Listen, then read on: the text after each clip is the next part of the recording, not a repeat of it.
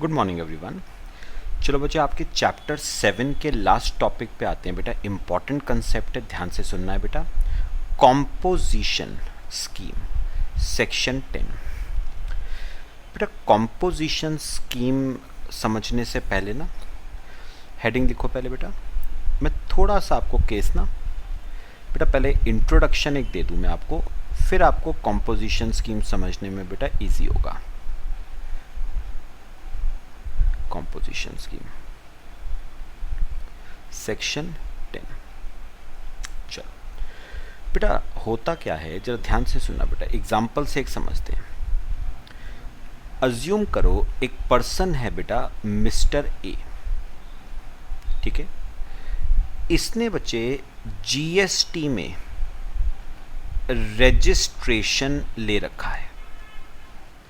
Mister A है, इसका aggregate turnover threshold limit को एक्सीड करता है बेटा, तो इसने जीएसटी में अपना क्या ले रखा है, रजिस्ट्रेशन ले रखा है। अब बेटा आपको ये समझना है कि जब कोई पर्सन जीएसटी में रजिस्ट्रेशन लेता है तो कौन कौन से कॉम्प्लायंसेस उसे फॉलो करने पड़ते हैं, वो क्या क्या कॉम्प्लायंसेस हैं जो उसे फॉलो करने पड़ते हैं, समझते हैं बेटा। मिस्टर ए, ध्यान से सुननी है बेटा बात। मिस्टर ए, कौन कौन से कॉम्प्लायंसेस उसको फॉलो करने पड़ेंगे, देखो सुनो। मिस्टर ए, याद रखना इसने जीएसटी में रजिस्ट्रेशन ले रखा है। तो पता है बेटा मिस्टर ए ना जब आउटवर्ड सप्लाई करेगा, आउटपुट सप्लाई करेगा, आउटवर्ड सप्लाई बेटा। मिस्टर ए जब आउटवर्ड सप्लाई करेगा तो ये इशू करेगा बेटा टैक्स इनवॉइस। मिस्टर ए क्या इशू करेगा बेटा, टैक्स इनवॉइस, ठीक है। सुनो, और बेटा ये कस्टमर से चार्ज करेगा आउटपुट टैक्स। जिसको इसने माल बेचा है उससे ये चार्ज करेगा आउटपुट टैक्स, उससे ये चार्ज करेगा आउटपुट टैक्स। बताओ बेटा, बात समझ आई, ठीक है। अब ऐसे ही बेटा मिस्टर ए जब इनवर्ड सप्लाई लेगा, मिस्टर ए जब इनवर्ड सप्लाई लेगा तो ये इनवर्ड सप्लाई पे क्या देगा बेटा, इनपुट टैक्स। ये इनवर्ड सप्लाई पे परचेजेस पे बेटा क्या देगा, इनपुट टैक्स देगा। और बेटा मैं अभी फिलहाल मान के चल रहा हूं कि जिस पर्सन से मिस्टर ए ने इनवर्ड सप्लाई ली है ना वो भी जीएसटी में रजिस्टर्ड है, तो बेटा मिस्टर ए को वो क्या इशू करेगा, टैक्स इनवॉइस। बेटा वैसे मैंने अभी ये इनवॉइस चैप्टर आपको पढ़ाया नहीं है, ये हम बाद में पढ़ेंगे। फिलहाल बताओ बेटा, छोटी सी बात करी।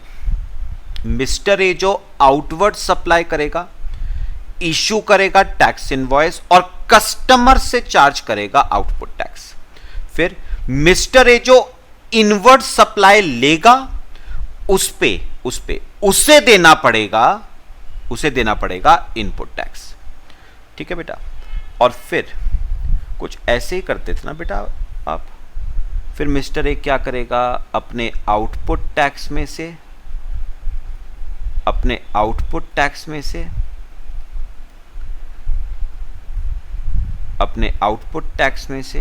क्या लेगा बेटा, इनपुट टैक्स का क्रेडिट लेगा। आउटपुट टैक्स में से इनपुट टैक्स का क्रेडिट लेगा, आउटपुट टैक्स में से इनपुट टैक्स का क्रेडिट लेगा, और जो बचेगा वो बेटा आ जाएगा जीएसटी पेबल। इतना जीएसटी वो सरकार के खाते में जमा करवाएगा। कुछ ऐसे ही चलता था बेटा सिस्टम। बात समझ आई बेटा, कॉपी करो इसे, फिर मैं आपको बेटा समझाना शुरू करता हूं। अभी तो मैंने बहुत सिंपल सी बात करी है बेटा, क्लियर हुआ बेटा। अच्छा अब सुनना बेटा, बेटे अब पता है होता क्या है कि मैं आगे आपको एक चैप्टर पढ़ाऊंगा बेटा, चैप्टर का नाम है इनपुट टैक्स क्रेडिट। एक चैप्टर पढ़ाऊंगा, चैप्टर का नाम है इनपुट टैक्स क्रेडिट, वहां पर भी पढ़ेंगे बेटा। लेकिन मैं आपको एक बात बता दूं बेटा, इनपुट टैक्स क्रेडिट आपको मिलता है on basis of tax invoice. तो जब तक आपके पास बेटा टैक्स इनवॉइस नहीं है ना, जो सप्लायर ने आपको इशू किया है वो टैक्स इनवॉइस नहीं है, तो बेटा आपको इनपुट टैक्स क्रेडिट नहीं मिलेगा। क्योंकि इनपुट टैक्स क्रेडिट लेने के लिए possession of tax invoice is very very important. तो अगर आपके पास टैक्स इनवॉइस नहीं है, आप इनपुट टैक्स क्रेडिट नहीं ले पाओगे। तो बेटा इनपुट टैक्स क्रेडिट लेने के लिए बेटा मेरे पास टैक्स इनवॉइस का होना जरूरी है बेटा। जब तक आपके पास टैक्स इनवॉइस नहीं है जो सप्लायर ने आपको इशू किया था, तब तक बेटा आप क्रेडिट नहीं ले पाओगे। सेम बेटा आउटपुट टैक्स, मेरा आउटपुट टैक्स कितना है उसके लिए बेटा मुझे टैक्स इनवॉइस जो मैंने इशू करी थी कस्टमर्स को, वो बेटा मुझे संभाल के रखनी पड़ेंगी। तो बेटा जब तक आप टैक्स इनवॉइस संभाल के नहीं रखोगे, या तो जो आपने दी है कस्टमर को या जो आपको मिली है सप्लायर से, जब तक आप बेटा टैक्स इनवॉइस संभाल के नहीं रखोगे, आप आउटपुट टैक्स और इनपुट टैक्स का बेनिफिट नहीं ले पाओगे बेटा। जीएसटी की लायबिलिटी असर्टेन नहीं हो पाएगी। ये है बच्चे जीएसटी की लायबिलिटी, ये असर्टेन नहीं हो पाएगी बेटा तब तक जब तक आप टैक्स इनवॉइस अपने पास ना रखो। इसका मतलब बेटा मुझे एक बात थोड़ी सी जो समझ आई ना अभी फिलहाल, वो क्या है, जीएसटी लायबिलिटी असर्टेन करने के लिए बेटा मुझे अपने पास रिकॉर्ड्स मेंटेन करने पड़ेंगे। मुझे टैक्स इनवॉइसेस की डिटेल्स अपने पास मेंटेन करनी पड़ेंगी। बिना रिकॉर्ड्स मेंटेन करे, प्रॉपर रिकॉर्ड्स मेंटेन करे, आप जीएसटी लायबिलिटी असर्टेन नहीं कर पाओगे। बात समझ आई बेटा? चलो ये तो एक बात हुई बेटा। अगर आगे की बात करूं बेटा, अब ना जीएसटी जब आया था तो काफ़ी लोगों ने ना बेटा जीएसटी का विरोध किया था। क्यों विरोध किया था बेटा? क्योंकि जीएसटी में ना कॉम्प्लायंसेस बहुत सारे थे। जैसे मैं अगर आपको बताऊं बेटा, जीएसटी में ना मंथली रिटर्न्स फर्निश करने का सिस्टम है बेटा, और मंथली भी बेटा पता है कितनी? 2, यानी हर मंथ में 2 रिटर्न जाएंगी, तो 12 महीने में बेटा 24 रिटर्न तो ये हो गई, प्लस एक जाएगी एनुअल रिटर्न। मतलब टोटल नंबर ऑफ रिटर्न्स जो आपको फर्निश करनी पड़ेंगी during the year, they are 25 returns. पक्का 25 रिटर्न आपको पूरे साल में बेटा फर्निश करनी पड़ेंगी, ठीक है।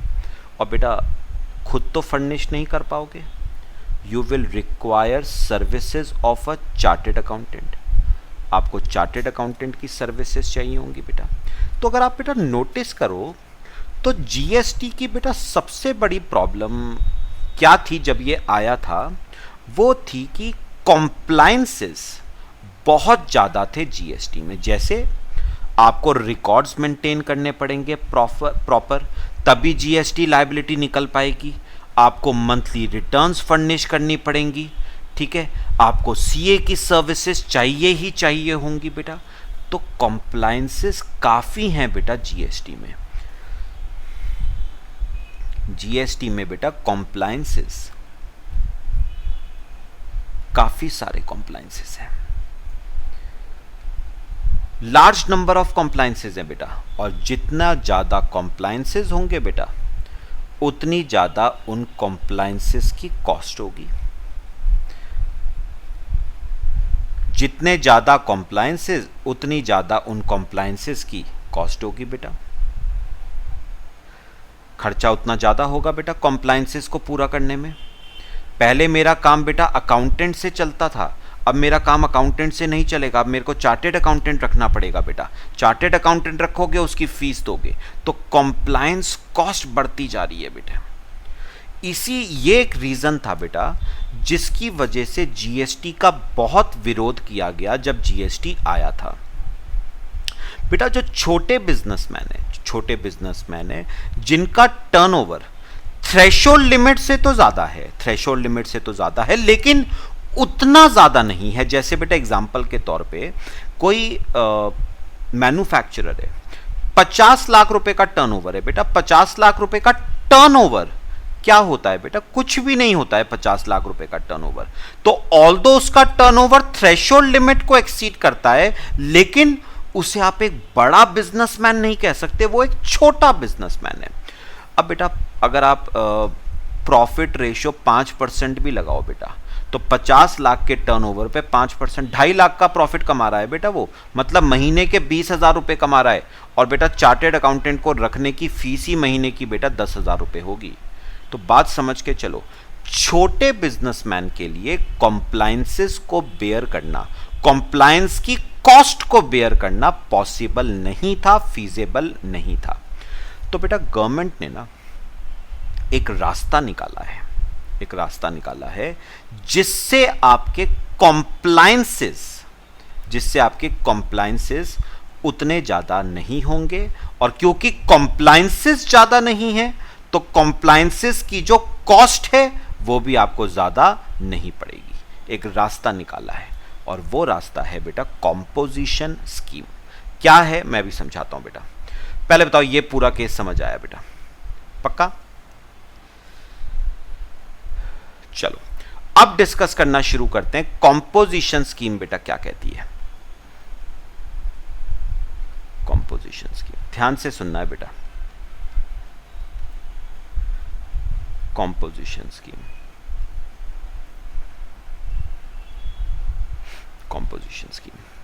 बेटा, कॉम्पोजिशन स्कीम क्या कहती है? ध्यान से सुनना बेटे मेरी बातें। इसमें पहली बात आती है, who can opt for composition scheme.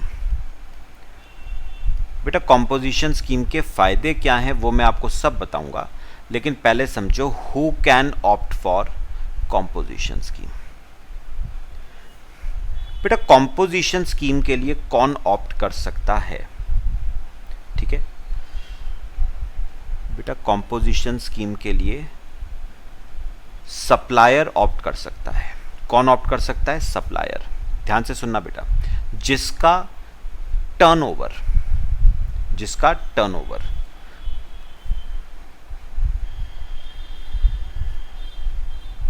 जिसका एग्रीगेट टर्नओवर, ठीक है बेटा, थ्रेशोल्ड लिमिट को तो एक्सीड करता है, मतलब वो रजिस्ट्रेशन के लिए लायबल तो है।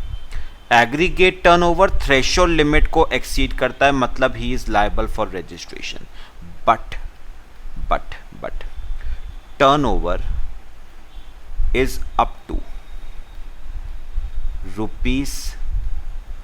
₹1.5 करोड़ ₹75 लाख।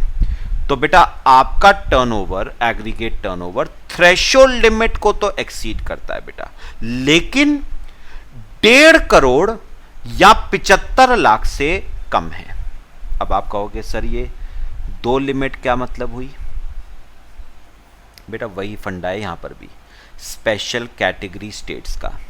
ये जो 75 लाख की लिमिट है ना बेटा, this is for special category states. बेटा कितने स्पेशल कैटेगरी स्टेट्स थे notified in the constitution of India? 11 है ना। लेकिन हाँ, रजिस्ट्रेशन के लिए 11 स्टेट्स नहीं है स्पेशल कैटेगरी, 4 हैं। MMNT मणिपुर, मिजोरम, नागालैंड, त्रिपुरा। ठीक है, लेकिन बेटा कॉम्पोजिशन स्कीम के लिए, कॉम्पोजिशन स्कीम के लिए मणिपुर, मिजोरम, नागालैंड, त्रिपुरा तो है ही हैं, ये तो है ही हैं। चार और नोटिफाइड है, चार और नोटिफाइड है। कौन कौन से? मेघालय,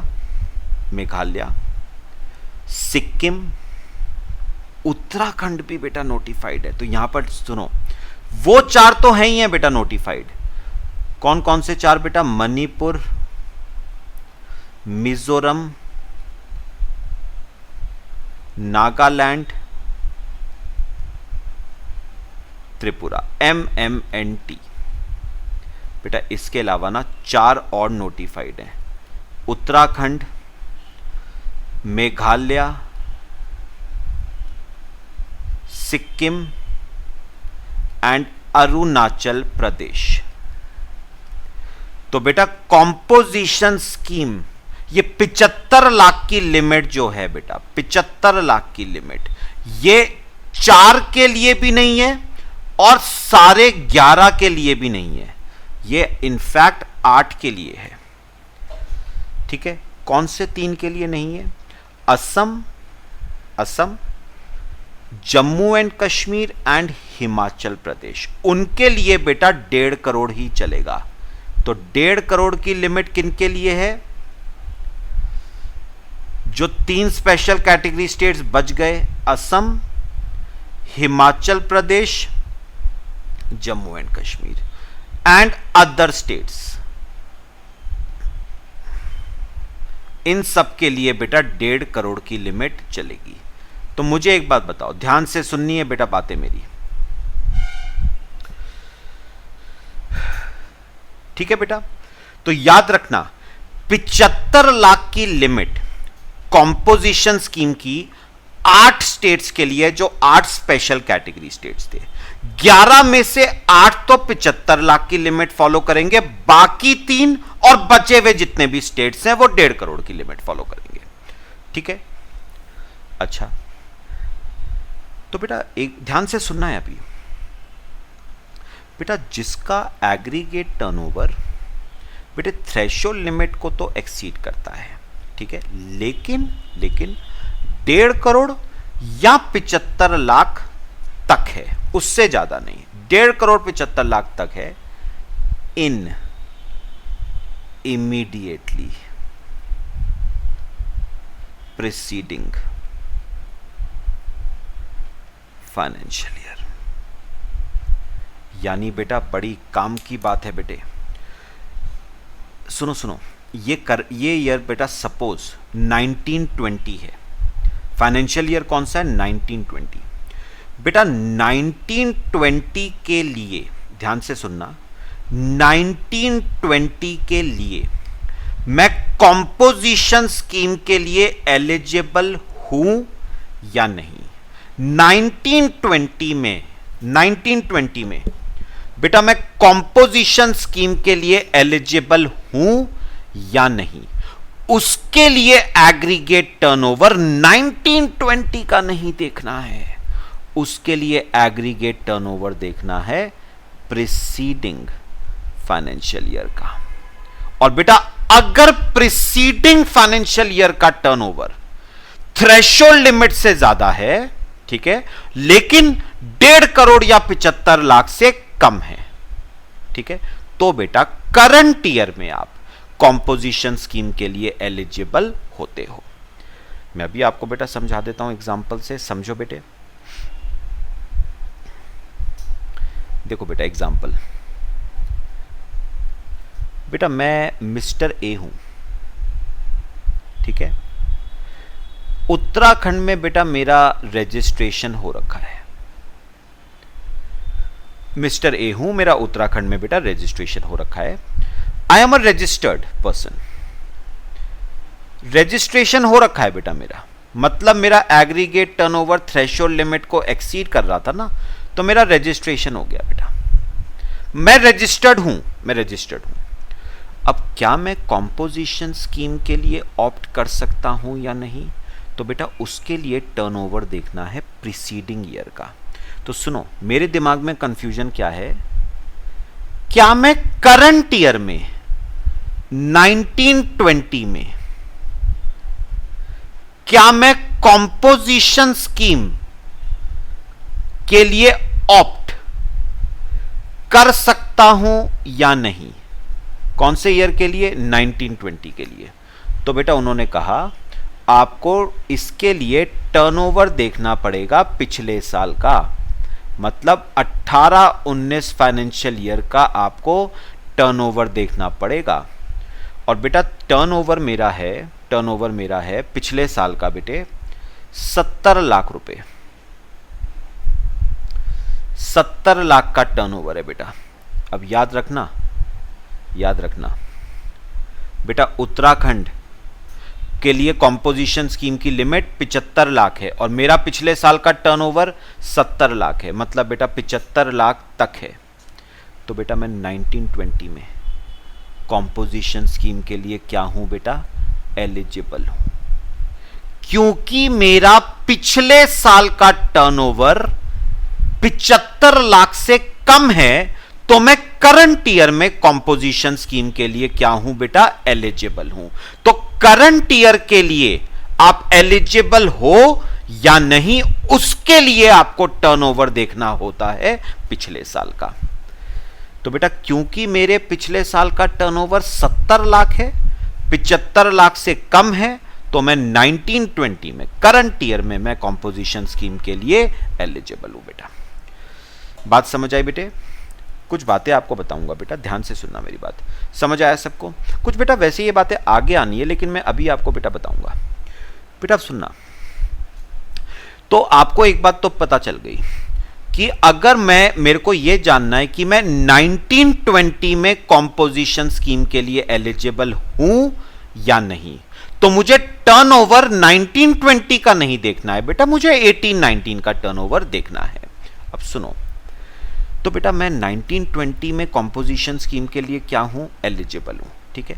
अब उन्होंने एक बात कही, अगर आपको कॉम्पोजिशन स्कीम के लिए ऑप्ट करना है ना, अगर आप ऑप्ट करना चाहते हो, मतलब 1920 में आप कॉम्पोजिशन स्कीम के लिए ऑप्ट करना चाहते हो, तो आपको ऑप्ट करना पड़ेगा पिछले साल के एंड तक, मतलब आपको एंड ऑफ 18-19, मतलब 31 मार्च 19 तक आपको ऑप्ट करना पड़ेगा। तो आपको कॉम्पोजिशन स्कीम के लिए ऑप्ट करना पड़ेगा टिल 31 मार्च 19, मतलब करंट ईयर शुरू होने से पहले आपको कॉम्पोजिशन स्कीम के लिए ऑप्ट करना पड़ेगा, अगर आप एलिजिबल हो और ऑप्ट करना चाहते हो तो कब तक मुझे बेटा ऑप्ट करना पड़ेगा? मुझे पिछले साल के एंड तक, मतलब साल शुरू होने से, करंट ईयर शुरू होने से पहले मुझे कॉम्पोजिशन स्कीम के लिए ऑप्ट करना पड़ेगा। पक्का? तो आप बात समझ आई बेटा। फिर उन्होंने एक बात और कही, ध्यान से सुनना बेटा जो मैं बातें बता रहा हूं। अब उन्होंने एक बात और कही, 1920 में आपका एग्रीगेट टर्नओवर 75 लाख को एक्सीड कर गया। ध्यान से सुनना बेटा, ये काम की बातें हैं, सब आगे आनी है, लेकिन अभी समझ के चलना। 1920 में करंट ईयर में आपका एग्रीगेट टर्नओवर बेटा 75 लाख, मतलब कॉम्पोजिशन स्कीम की जो लिमिट थी उसको एक्सीड कर गया। कब एक्सीड करा है बेटा? ये करा है एक्सीड ऑन 1 नवंबर 19। तो 1 नवंबर 19 को आपका एग्रीगेट टर्नओवर 75 लाख को कॉम्पोजिशन स्कीम के लिमिट को एक्सीड कर गया। तो बेटा उन्होंने पता है क्या कहा? उन्होंने कहा अगर करंट ईयर में कॉम्पोजिशन स्कीम का अगर करंट ईयर में एग्रीगेट टर्नओवर कॉम्पोजिशन स्कीम की लिमिट को एक्सीड कर जाता है ना, तो you will have to opt out of composition scheme. आपको कॉम्पोजिशन स्कीम से बाहर आना पड़ेगा। कंपलसरी है बेटा, इसमें कोई मर्जी नहीं चलेगी, आपको कॉम्पोजिशन स्कीम से बाहर आना पड़ेगा, कंपलसरी है। तो करंट ईयर में मेरा एग्रीगेट टर्नओवर 75 लाख को एक्सीड कर गया, I will have to opt out of composition scheme and that is compulsion, that is not optional, compulsory है बेटा, आपको कॉम्पोजिशन स्कीम से बाहर आना पड़ेगा। और एक बात और बताऊं बेटा, आप अगले साल के लिए मतलब फाइनेंशियल ईयर 2021 के लिए आप बेटा कॉम्पोजिशन स्कीम के लिए इनएलिजिबल हो गए। आप कॉम्पोजिशन स्कीम के लिए क्या हो गए हो बेटा? इनएलिजिबल। क्यों बेटा? क्योंकि 2021 में मैं कॉम्पोजिशन स्कीम के लिए ऑप्ट कर सकता हूं या नहीं, उसके लिए टर्नओवर देखोगे 19-20 का, और 19-20 का टर्नओवर बेटा 75 लाख को क्या कर गया था? एक्सीड। और क्योंकि टर्नओवर 75 लाख को एक्सीड कर गया 19-20 का, तो 2021 में आप कॉम्पोजिशन स्कीम के लिए ऑप्ट नहीं कर पाओगे। बेटा ये सीक्वेंस जो मैंने बताया समझ आया सबको? तो मुझे एक बार दोबारा बताओ पूरा सीक्वेंस बेटा। 19-20 में 19-20 को बेटा बेस बनाओ। 19-20 में मैं कॉम्पोजिशन स्कीम के लिए एलिजिबल हूं या इनएलिजिबल हूं, उसके लिए एग्रीगेट टर्नओवर देखोगे पिछले साल का। क्योंकि एग्रीगेट टर्नओवर 75 लाख से कम है तो मैं 19-20 में एलिजिबल हूं फॉर कॉम्पोजिशन स्कीम। ठीक है, फिर उन्होंने कहा आप एलिजिबल हो, लेकिन अगर आप 19-20 में कॉम्पोजिशन स्कीम के लिए ऑप्ट करना चाहते हो तो आपको करंट ईयर शुरू होने से पहले आपको कॉम्पोजिशन स्कीम के लिए ऑप्ट करना पड़ेगा। मतलब 19-20 में अगर मैं कॉम्पोजिशन स्कीम के लिए ऑप्ट करना चाहता हूं तो मुझे 31 मार्च 19 तक कॉम्पोजिशन स्कीम के लिए ऑप्ट करना पड़ेगा। ठीक है, चलो ये बात भी समझ आ गई। मैंने कर लिया बेटा 31 मार्च 19 तक कॉम्पोजिशन स्कीम के लिए ऑप्ट। तो मैं बताओ 19-20 में बेटा किस में आ चुका हूं? कॉम्पोजिशन स्कीम में। क्या बेनिफिट्स होते हैं बेटा? इसकी बात की बात है। मैं कॉम्पोजिशन स्कीम में आ गया। अब क्या हुआ बेटा? टर्नओवर किया मैंने 19-20 में, अप्रैल में, मई, जून, जुलाई, अगस्त, सितंबर, अक्टूबर।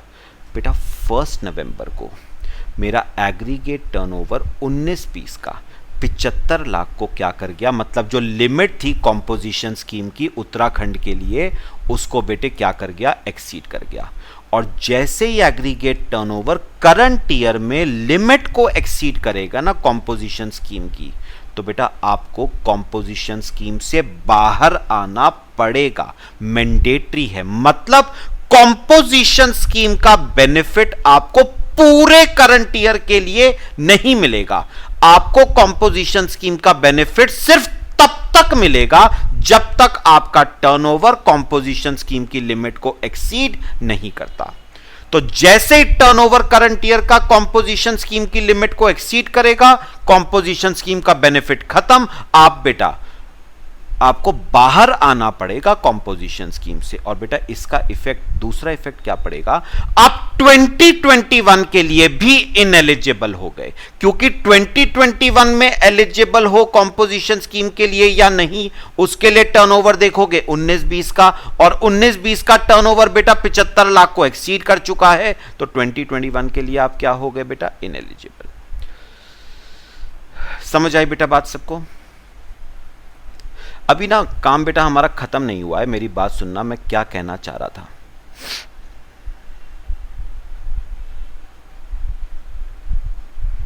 ये देखो बेटे, ये बनाओ, एक समरी आपको देता हूं बेटा जो मैंने अभी आपको एग्जांपल से बताया। 3 ईयर मार्क करो इसमें, 18-19, 19-20, 20-21, 18-19, 19-20,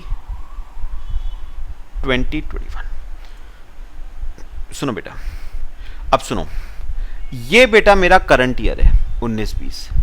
अब मैं 19-20 में कॉम्पोजिशन स्कीम के लिए एलिजिबल हूं या नहीं, उसके लिए टर्नओवर 18-19 का देखोगे।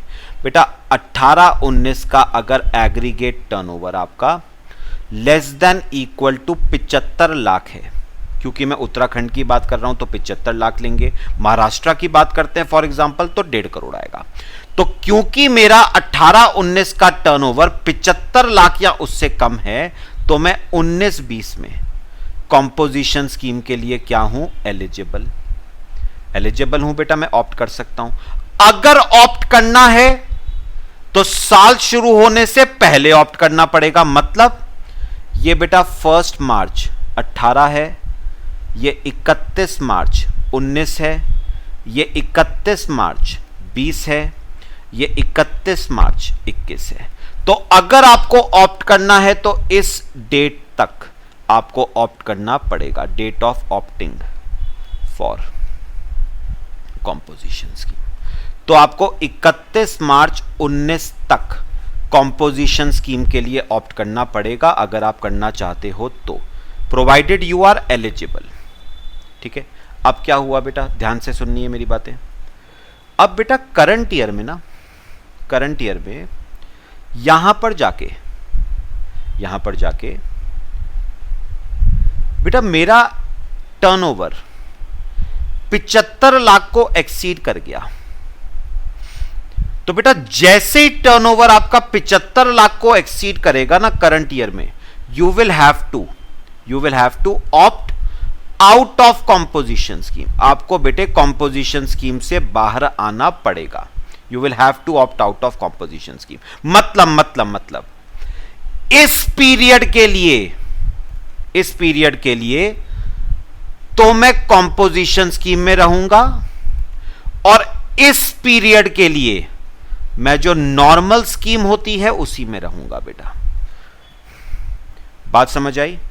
तो मैंने कॉम्पोजिशन स्कीम के लिए ऑप्ट आउट कर लिया इस डेट को, तो मैं इस पीरियड के लिए तो मैं कॉम्पोजिशन स्कीम में रहूंगा और इस पीरियड के लिए नॉर्मल स्कीम में रहूंगा बेटा।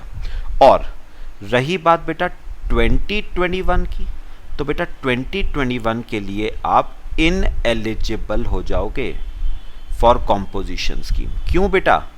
क्योंकि 20-21 के लिए आप टर्नओवर देखोगे 19-20 का, और क्योंकि 19-20 का टर्नओवर 75 लाख रुपए को एक्सीड कर चुका था, तो आप 20-21 में क्या हो गए, इनएलिजिबल।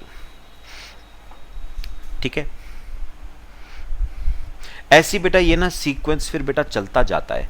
सपोज 20-21 का टर्नओवर बेटा 75 लाख या उससे कम है, 20-21 का टर्नओवर 75 लाख या उससे कम है, तो 21-22 के लिए मैं फिर से कॉम्पोजिशन स्कीम के लिए एलिजिबल हो जाऊंगा। तो ये एक चेन है जो बेटा चलती जाएगी।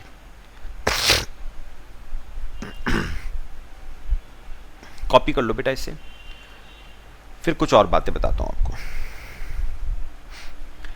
बेटा होता क्या है कॉम्पोजिशन स्कीम, अभी कुछ डिस्कस नहीं करा है हमने।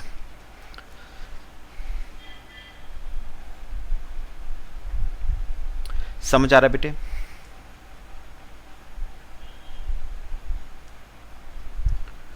कर लिया बच्चे कॉपी? अभी सुनो मेरी कुछ बातें और। बेटा मैंने कहा था हर सप्लायर बेटा कॉम्पोजिशन स्कीम के लिए ऑप्ट कर सकता है। बेटा अगर मैं जीएसटी की बात करूं तो हम दो सप्लायर्स की बात करते हैं बेटा, गुड्स के सप्लायर्स की और सर्विसेज के सप्लायर की। दो सप्लायर की बात करते हैं ना, गुड्स के सप्लायर की और सर्विसेज के सप्लायर की। बेटा गुड्स के जो सप्लायर है ना, दे can opt for composition scheme, they can opt for composition scheme. लेकिन बेटा जो सर्विसेज के सप्लायर है ना बेटे, जो सर्विसेज सप्लाई करते हैं, they can not opt for composition scheme, they are ineligible, they can not opt for.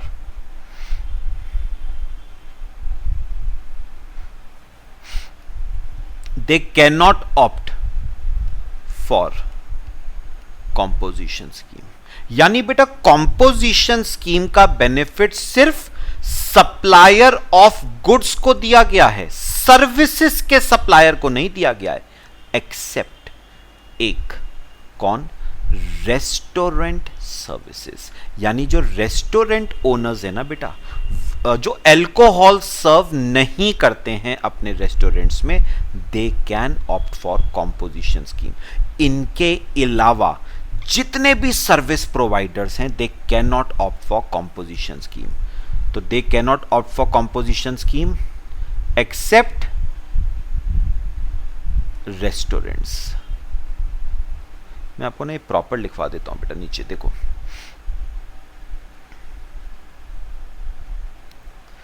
बेटा अगर हम बात करें, क्या हर सप्लायर, बेटा नीचे प्रॉपर लिख लेना, क्या हर सप्लायर कॉम्पोजिशन स्कीम के लिए एलिजिबल है बेटा? The answer is no. बेटा सप्लायर दो तरह के होते हैं, एक तो होता है गुड्स का सप्लायर, जीएसटी में तो दो ही चीजों की बात है ना, गुड्स की, और दूसरे सप्लायर होते हैं सर्विसेज के। बेटा जो गुड्स के सप्लायर हैं, जो गुड्स के सप्लायर हैं, they can opt for composition scheme, they can opt for composition scheme. लेकिन जो सर्विसेज के सप्लायर हैं, they can not opt for composition scheme except एक के, एक्सेप्ट बेटा एक के, और वो कौन है? Restaurant service providers, except restaurant service providers, except restaurant service providers. तो बेटा सिर्फ एक सर्विस के लिए कॉम्पोजिशन स्कीम का बेनिफिट लिया जा सकता है, दैट इज रेस्टोरेंट सर्विस। इसके अलावा किसी और सर्विस के लिए आप कॉम्पोजिशन स्कीम का बेनिफिट नहीं ले पाओगे। ठीक है बेटा, समझ आया सबको? अभी ना इसमें कुछ और बातें हैं, वो मैं बाद में सब करूंगा आपसे बेटे,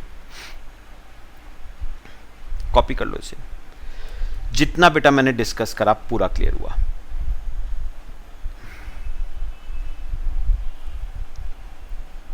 कॉपी करो इसे, फिर मैं आपसे थोड़ी सी रीडिंग करवाऊंगा आपको। पढ़े बेटे? देखो आओ बच्चे थोड़ी सी रीडिंग मारेंगे फिर और समझेंगे बेटा। देखो, the composition scheme is an alternative method of levy of tax designed for small taxpayers। बेटा याद रखना, ये कॉम्पोजिशन स्कीम का बेनिफिट सिर्फ छोटे स्मॉल टैक्स पेयर्स ले पाएंगे जिनका turnover is up to a prescribed limit. वो प्रिस्क्राइब्ड लिमिट बेटा कितनी है मैंने आपको बताई है, जिनका टर्नओवर पिछले साल का 1.5 करोड़ या 75 लाख तक है। ठीक है, The objective of composition scheme is to bring simplicity and to reduce the compliance cost for small taxpayers। अब बेटा ये क्या है, मैं आपको थोड़ा सा बेटा समझाना चाहूंगा, आगे देखना। अब समझते हैं कंपोजिशन स्कीम का बेनिफिट क्या है। बेनिफिट्स ऑफ कंपोजिशन स्कीम, क्या बेनिफिट है बेटा? समझ के देखना, डिफरेंस जो ऊपर मैंने एग्जांपल दिया था ना मिस्टर ए का, वो देखना बेटा। मिस्टर ए बेटा 1 मिनट के लिए अज्यूम करो, मिस्टर ए का टर्नओवर पिछले साल का 1.5 करोड़ या 75 लाख से कम है, तो वो करंट ईयर में एलिजिबल है फॉर कॉम्पोजिशन स्कीम, और उसने ऑप्ट कर भी रखा है for composition scheme in current year. अब सुनना, तो बेटा mister A is registered under composition scheme. Composition scheme में बेटा वो रजिस्टर्ड है। अब क्या डिफरेंसेस हैं बेटा नॉर्मल स्कीम में और कॉम्पोजिशन स्कीम में, वो समझते हैं बेटे। बेटा मिस्टर ए कॉम्पोजिशन स्कीम में रजिस्टर्ड है, उसने करी आउटवर्ड सप्लाई, तो पहला डिफरेंस तो बेटा क्या है नॉर्मल स्कीम और कॉम्पोजिशन स्कीम में? जो नॉर्मल स्कीम में रजिस्टर्ड होता है ना, जो कॉम्पोजिशन स्कीम में जिसने ऑप्ट नहीं करा है या वो इनएलिजिबल है, वो बेटा टैक्स इनवॉइस इशू नहीं करता है। जैसे बेटा मैंने ऊपर बताया था ना, ये जो मिस्टर ए था हमारे ऊपर वाले एग्जाम्पल में बेटा, ये रजिस्टर्ड था नॉर्मल स्कीम में बेटा। Mister A was registered under normal scheme. लिख लो बेटा, मिस्टर ए नॉर्मल स्कीम में रजिस्टर्ड था, तो उसने क्या इश्यू करा था बेटा? टैक्स इनवॉइस इश्यू करा था।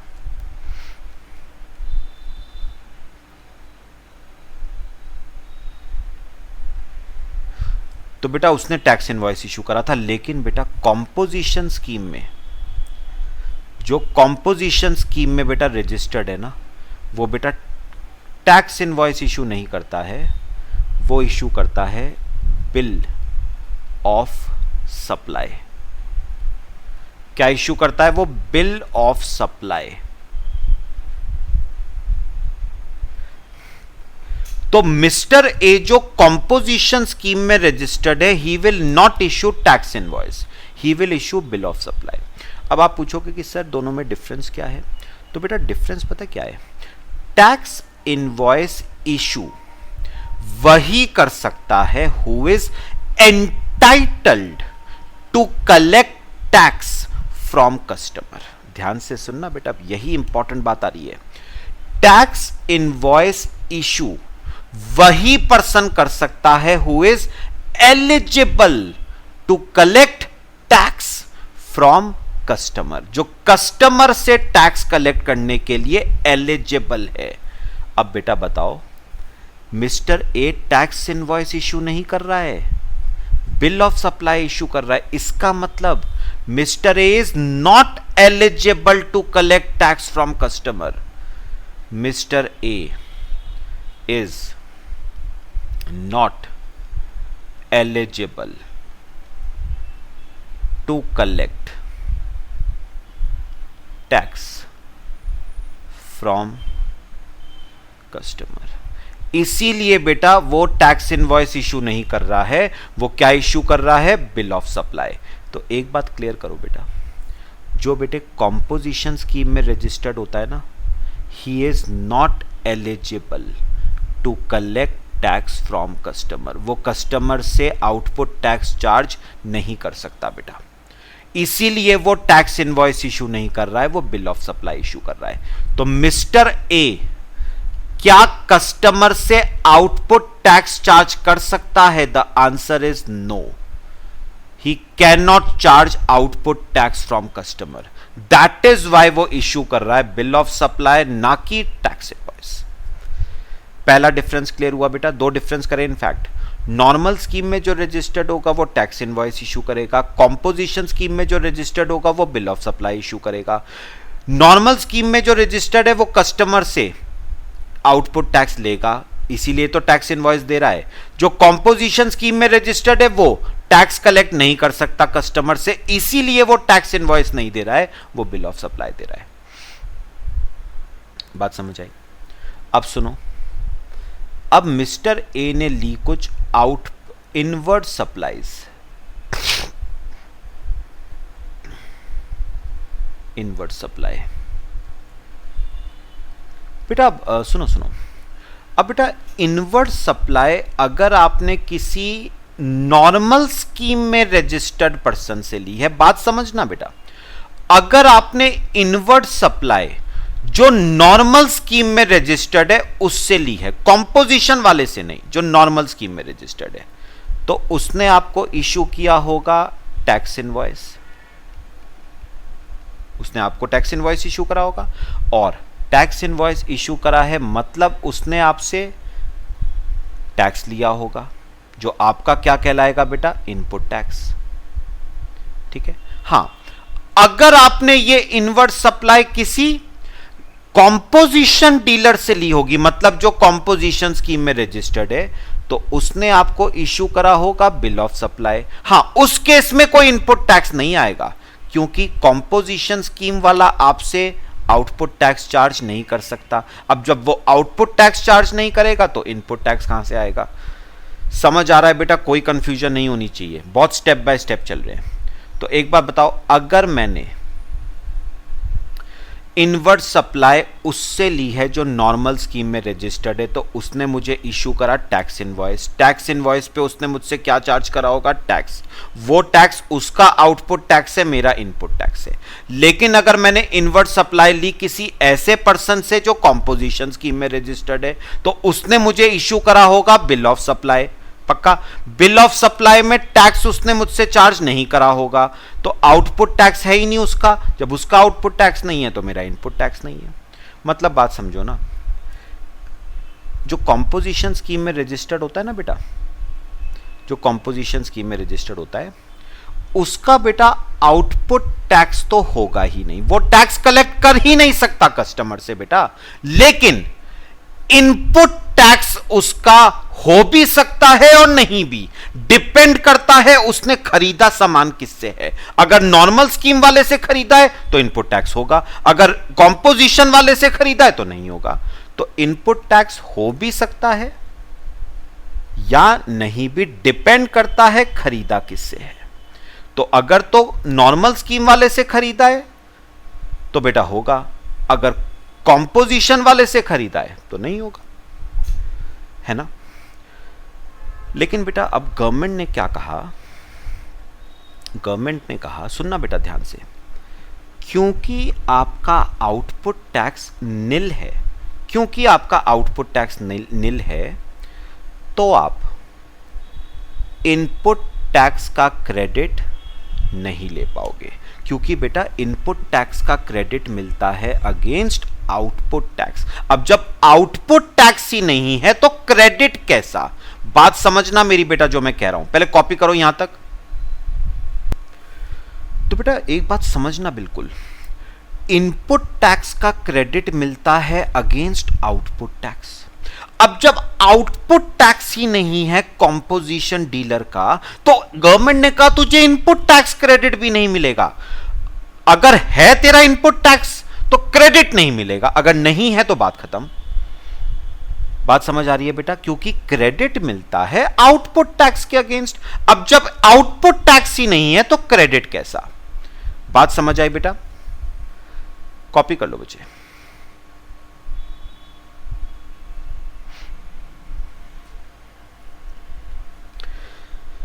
तो बेटा अब मुझे एक बात जो समझ आई फिलहाल वो क्या है कि मिस्टर ए का आउटपुट टैक्स तो बेटा निल ही होगा, वो तो चार्ज कर ही नहीं सकता टैक्स कस्टमर से।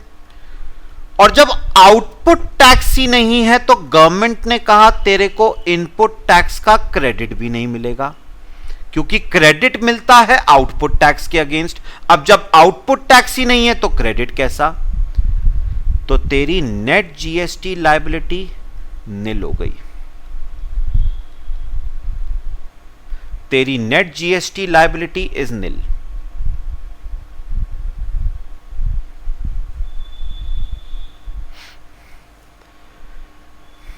लो बेटा कॉपी करो। अभी इसमें बेटा कुछ बातें मेरे को और बतानी है अभी।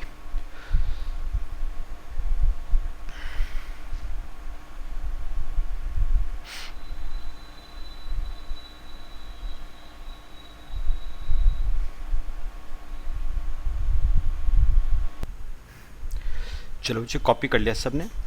कॉपी कर लो बेटा।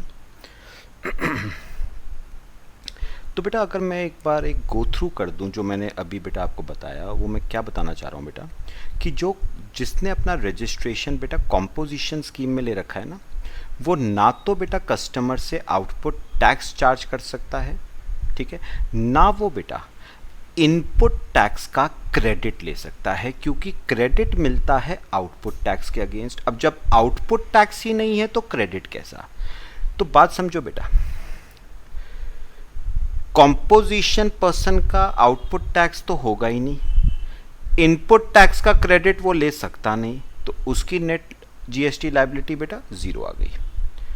लेकिन बेटा गवर्नमेंट ने फिर एक बात कही है, गवर्नमेंट ने कहा है, ध्यान से सुनना बेटा, गवर्नमेंट ने कहा है आपकी नेट लायबिलिटी जीरो है, ठीक है, आपको आउटपुट टैक्स कलेक्ट नहीं करना है, इनपुट टैक्स का क्रेडिट नहीं लेना है। लेकिन हमने ना ये सिर्फ इसीलिए कहा है ताकि आपको कॉम्प्लायंसेस बेयर ना करने पड़े। यानी बेटा बात समझो ना, नॉर्मल स्कीम में बेटा आउटपुट टैक्स भी चार्ज हो रहा था, इनपुट टैक्स का क्रेडिट भी लिया जा रहा था, तो क्या रखने थे अपने पास, प्रॉपर रिकॉर्ड्स रखने पड़ते थे। अब ना आउटपुट टैक्स है ना इनपुट टैक्स का क्रेडिट मिलेगा, तो बेटा कंप्लायंसेस तो ऑलमोस्ट जीरो हो गए बेटा। अब जब कंप्लायंसेस जीरो हो गए तो बेटा बताओ कंप्लायंस की कॉस्ट घटी या नहीं? कंप्लायंस की कॉस्ट भी घट गई बेटा, आपको रिकॉर्ड्स मेंटेन नहीं करने हैं। तो बेटा सुनो, मेरी बात सुनना, अभी नॉर्मल स्कीम पे आओ बेटा, बात समझनी है ध्यान से। यहां पर देखो बेटा, मेरे को बताओ नॉर्मल स्कीम में क्या प्रॉपर रिकॉर्ड्स मेंटेन करने हैं बेटा? टैक्स इनवॉइस संभाल के रखनी है क्या? बिल्कुल रखनी है बेटा।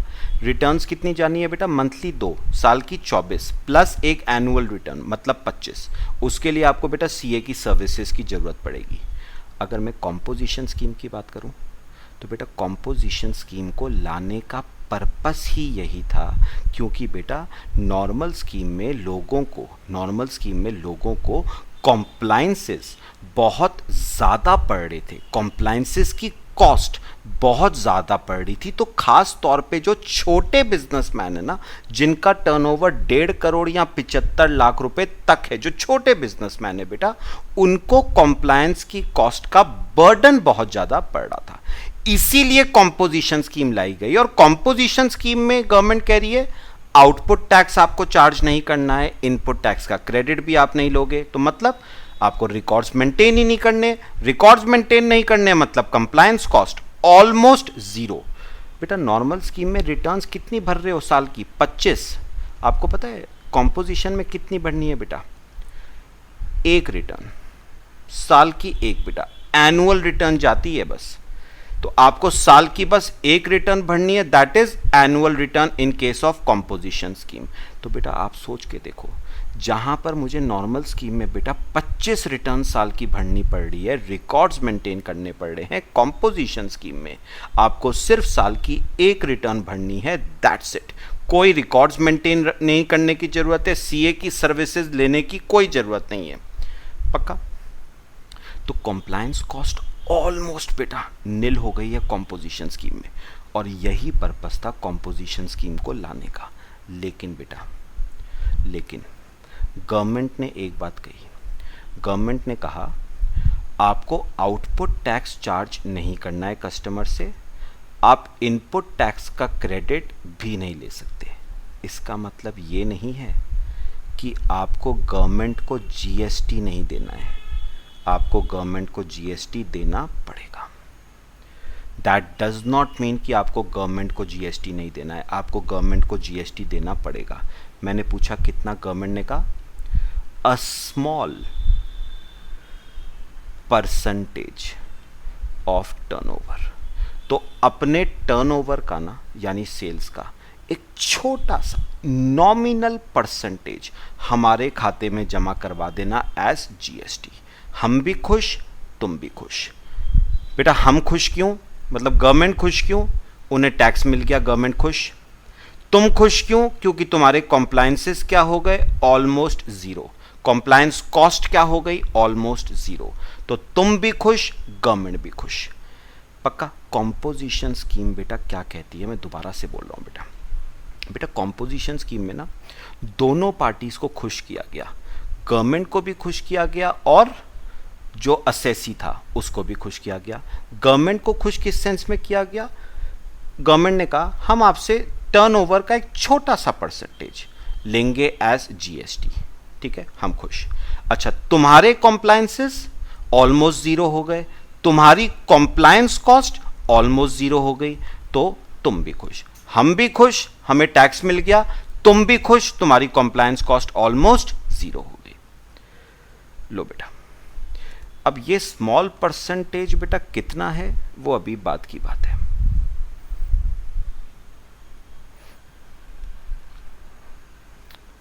बेटा नॉर्मल स्कीम और कॉम्पोजिशन स्कीम में डिफरेंस बेटा क्लियर हुआ सबको?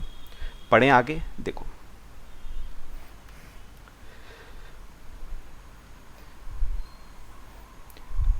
primarily the composition scheme is available to the suppliers of goods। तो बेटा कौन से लोग कॉम्पोजिशन स्कीम का बेनिफिट ले सकते हैं? गुड्स के सप्लायर एंड सर्विस प्रोवाइडर्स इसका बेनिफिट नहीं ले सकते, एक्सेप्ट रेस्टोरेंट सर्विस प्रोवाइडर्स ले सकते हैं benefit. But composition suppliers are permitted to supply service up to a specified marginal value in the year of opting of composition scheme। बेटा ये मैं अभी ना थोड़ी देर में आपको बताऊंगा, ये जो पूरी बात है बेटा ये अभी बाद में पढ़ेंगे बेटा। अभी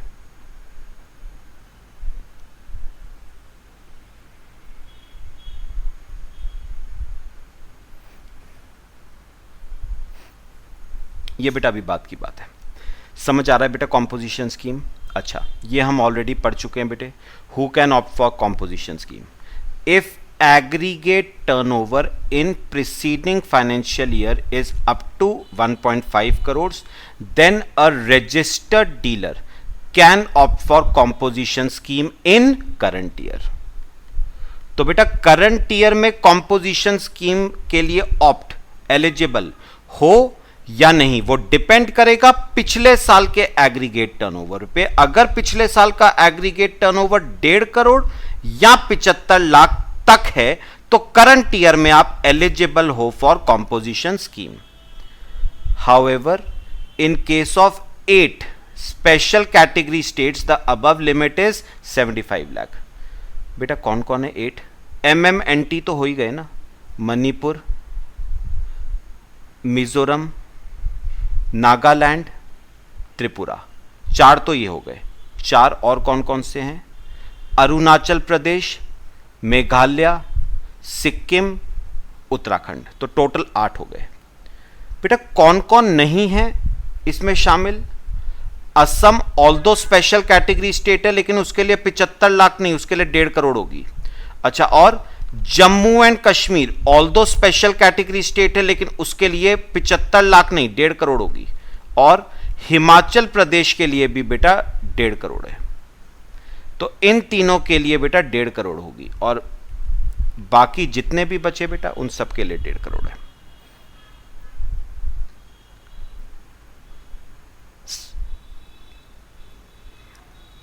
बेटा समझ आ रहा है सबको?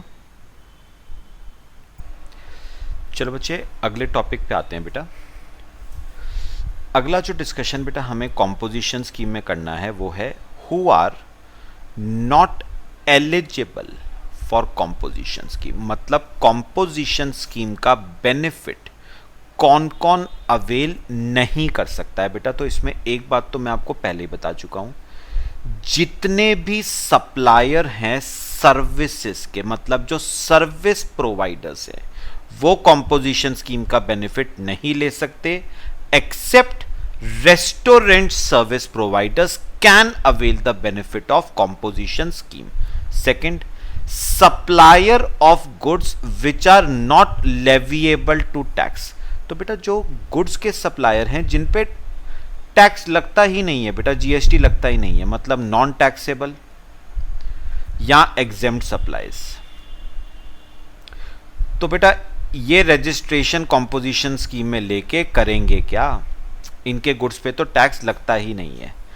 अगला, supplier of inter state outward supplies of goods. बेटा एक बात याद रखना, अगर आप सिर्फ और सिर्फ इंट्रा स्टेट सप्लाईज करते हो ना, मतलब विद इन स्टेट, आप कॉम्पोजिशन स्कीम का बेनिफिट ले सकते हो। लेकिन अगर आपने इंटर स्टेट सप्लाईज करी तो बेटा आपको ऑप्ट करना पड़ेगा आउट ऑफ कॉम्पोजिशन स्कीम।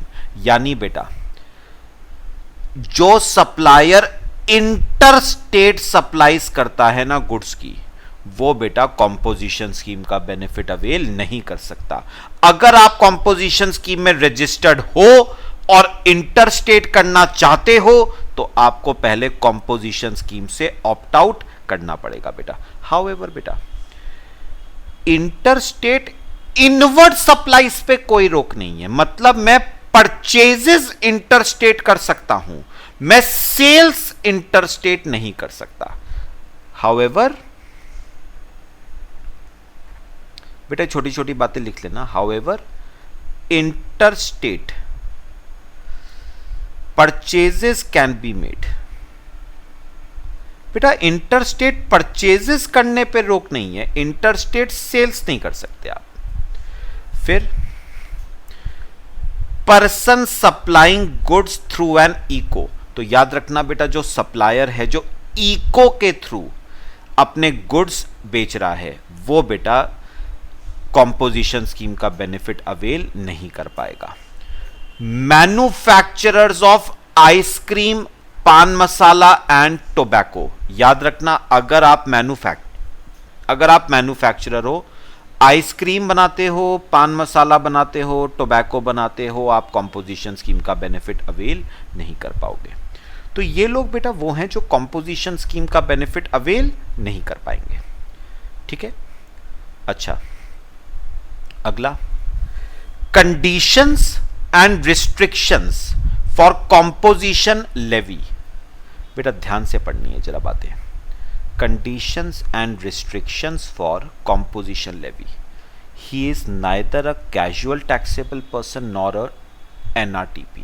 बेटा याद रखना कैजुअल टैक्सेबल पर्सन और non resident taxable person composition scheme का बेनिफिट नहीं ले सकता है बेटा।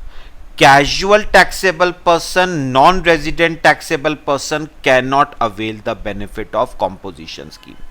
अगला he can not avail ITC on inward supplies, मतलब इनपुट टैक्स क्रेडिट आप नहीं ले सकते हो। मैंने पहले ही बता दिया था क्यों बेटा, इनपुट टैक्स क्रेडिट मिलता है आउटपुट टैक्स के अगेंस्ट और कॉम्पोजिशन स्कीम वाला पर्सन आउटपुट टैक्स कलेक्ट नहीं कर सकता है। ये देखो बेटा, ही can not charge tax from customers on outward supplies, यानी बेटा याद रखना जो कॉम्पोजिशन डीलर है उसका आउटपुट टैक्स निल होगा क्योंकि वो कलेक्ट कर ही नहीं सकता टैक्स। आउटपुट टैक्स निल है तो इनपुट टैक्स क्रेडिट उसको नहीं मिलेगा बेटा, क्योंकि क्रेडिट मिलता है आउटपुट टैक्स के अगेंस्ट। अब जब आउटपुट टैक्स निल है, नो क्रेडिट।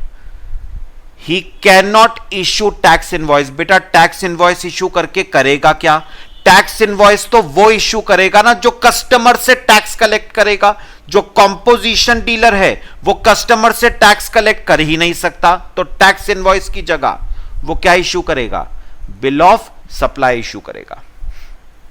इंपॉर्टेंट अगला, ही शैल पे tax under reverse charge under section 9394 on inward supply of goods services और बोथ। अब ये बेटा एक बात सुनना,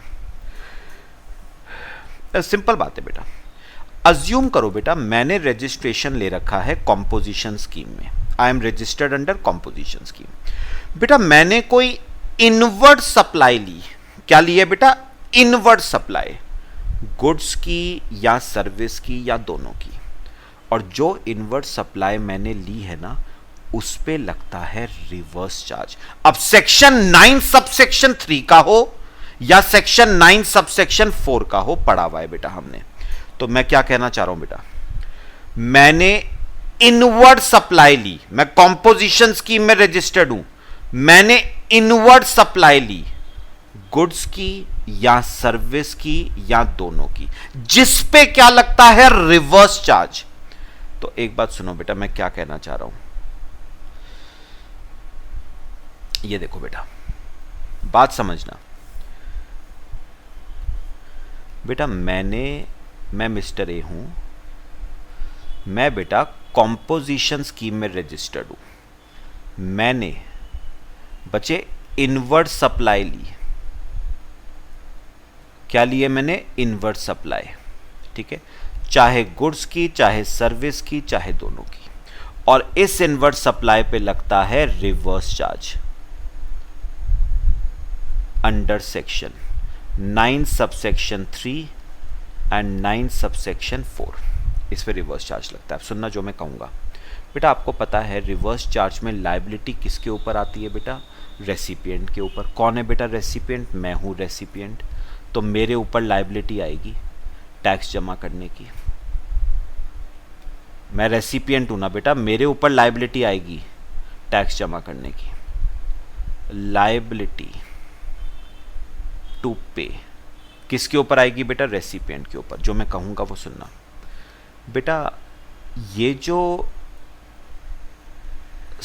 इनवर्ट सप्लाई मैंने ली है ना गुड सर्विस और बोथ की, जिस पे रिवर्स चार्ज आ रहा है, इस पे आपको जो जीएसटी देना है ना, वो बेटा उस रेट पे नहीं देना है जो कॉम्पोजिशन स्कीम के लिए है। बात समझो जो मैं कह रहा हूं बेटा, ध्यान से सुनना। मैंने जो इनवर्ट सप्लाई ली है गुड्स सर्विस या बोथ की, जिस पे रिवर्स चार्ज लगता है अंडर सेक्शन 9 सब सेक्शन 3 या 4, उसमें लायबिलिटी रेसिपिएंट की है, मतलब मेरी है, मतलब मुझे जमा करवाना है सरकार के पास जीएसटी। मैं पूछ रहा हूं कौन से रेट पे जमा होगा जीएसटी? तो बेटा ये उस रेट पे जमा नहीं होगा जो रेट कॉम्पोजिशन स्कीम वाले के लिए है। ये देखो बेटा, ये रेट था कॉम्पोजिशन स्कीम वाले के लिए, a small percentage of turnover. इस रेट पे आपको टैक्स नहीं जमा करना है। इस पे बेटा नॉर्मल रेट जो लगता है वही लगेगा।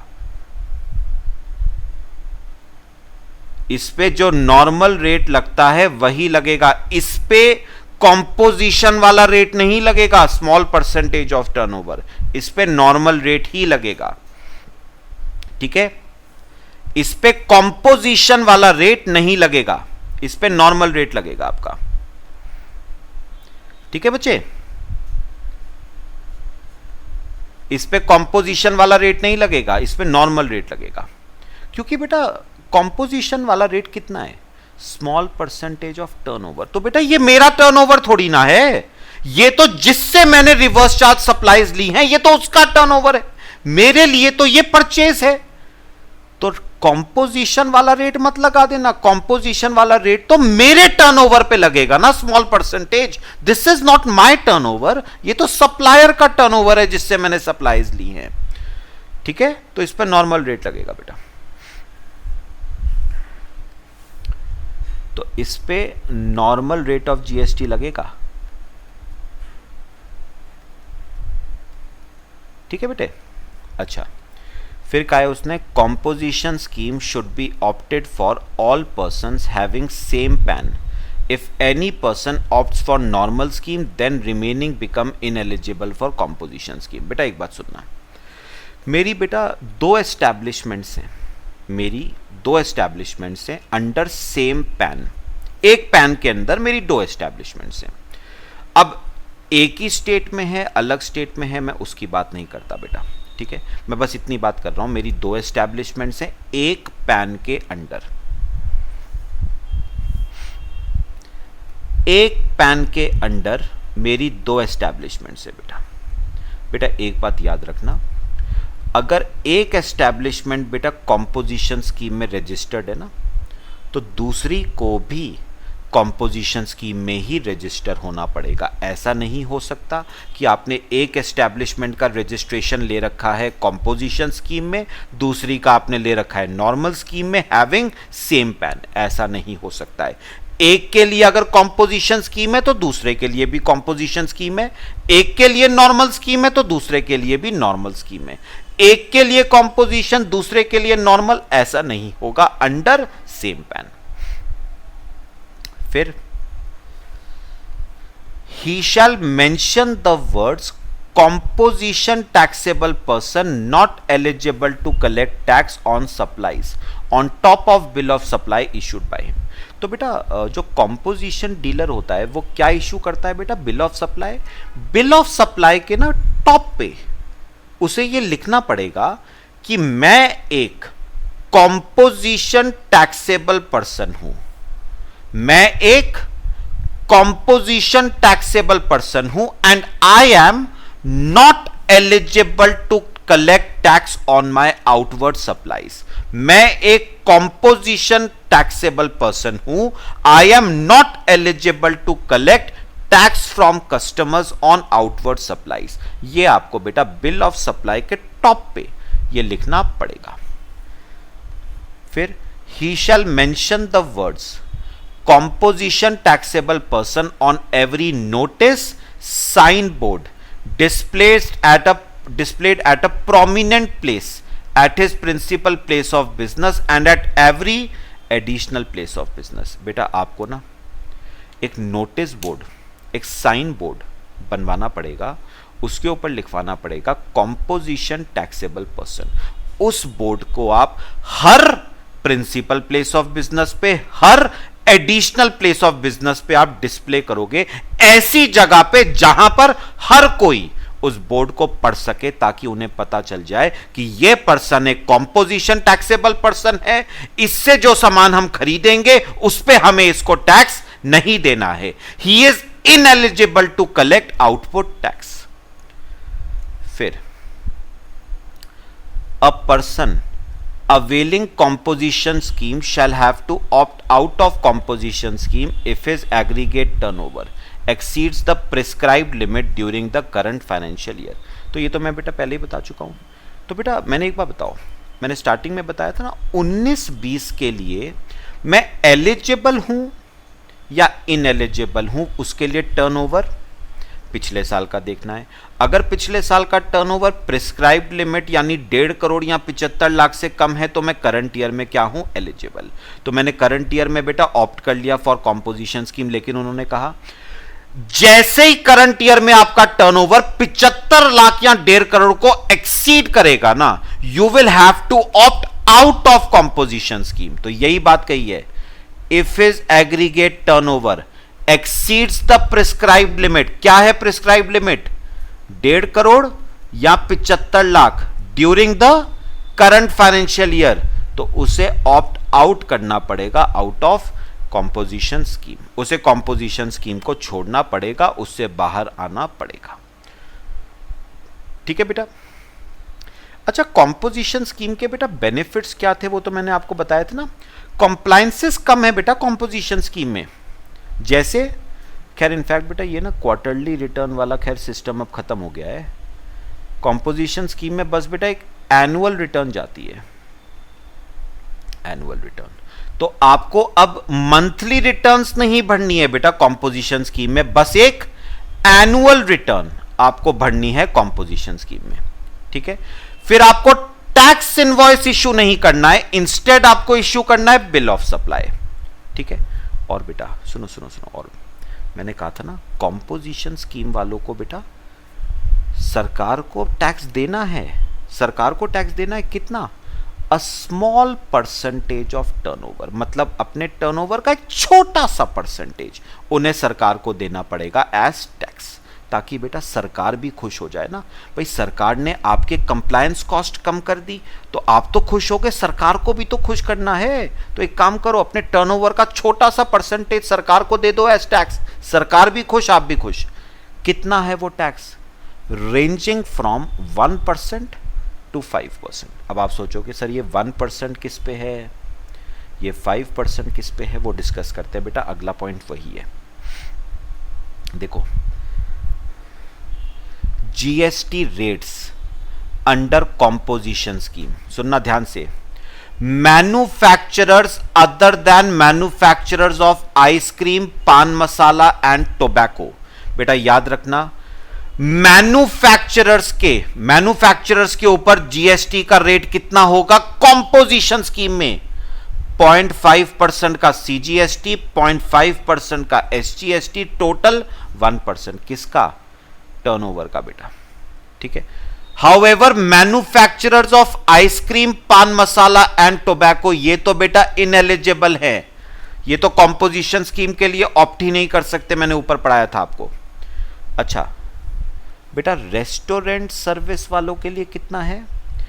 2.5% का सीजीएसटी, 2.5% का एसजीएसटी, टोटल 5% ऑफ टर्नओवर। और बाकियों के लिए बेटा, बाकियों में पता है कौन आ गए? ट्रेडर्स। उनके लिए 0.5% का सीजीएसटी, 0.5% का एसजीएसटी, टोटल 1% ऑफ टर्नओवर। समझ आया बेटा सबको? ये बेटा एमसीक्यू में आ सकता है ये। ठीक है, मैं एक चार्ट बना के बताऊं आपको जीएसटी रेट्स का बेटा। ये देखो, एक चार्ट बना के आपको बताता हूं।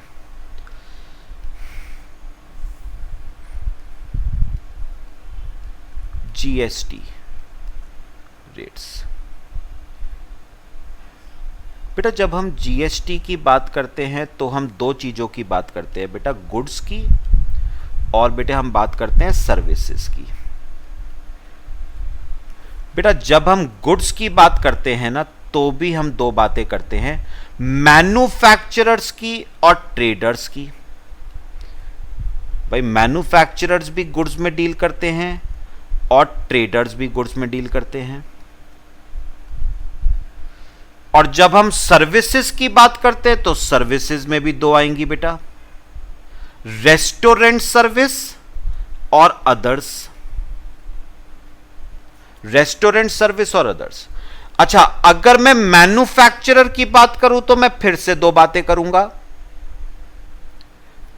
कौन सी दो बेटा? Manufacturer of ice cream, manufacturer of ice cream, पान मसाला एंड टोबैको और अदर्स। चलो अब बताना शुरू करो जीएसटी रेट्स। बेटा जहां तक की बात मैन्युफैक्चरर्स ऑफ आइसक्रीम, पान मसाला और टोबैको की है, ये तो इनएलिजिबल हैं, ये तो कंपोजिशन स्कीम के लिए बेटे ऑप्ट ही नहीं कर सकते। अदर मैन्युफैक्चरर्स की बात करूं तो वो स्मॉल परसेंटेज होगा, 1%, जिसमें से 0.5% का सीजीएसटी है, 0.5% का एसजीएसटी है। अच्छा, ट्रेडर्स की बात करूं तो ट्रेडर्स पे भी 1% है जीएसटी, 0.5% सीजीएसटी, 0.5% एसजीएसटी। रेस्टोरेंट्स की अगर बात करें तो 5% है बेटा टोटल, 2.5% का सीजीएसटी, 2.5% का एसजीएसटी। और अदर्स की बात करें तो ये भी बेटा इनएलिजिबल हैं, इनको भी कॉम्पोजिशन स्कीम का बेनिफिट नहीं मिलता है। बस ये आपके जीएसटी के रेट्स हो गए बेटा, सिंपल सी बात।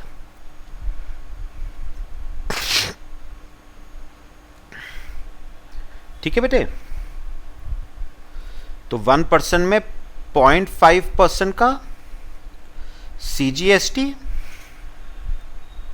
और 0.5% का एसजीएसटी। सेम यहां पर 0.5% का सीजीएसटी, 0.5% का एसजीएसटी। यहां पर 2.5% का सीजीएसटी, 2.5% का एसजीएसटी। लो बेटा कॉपी करो इसे, फिर आगे चलते हैं।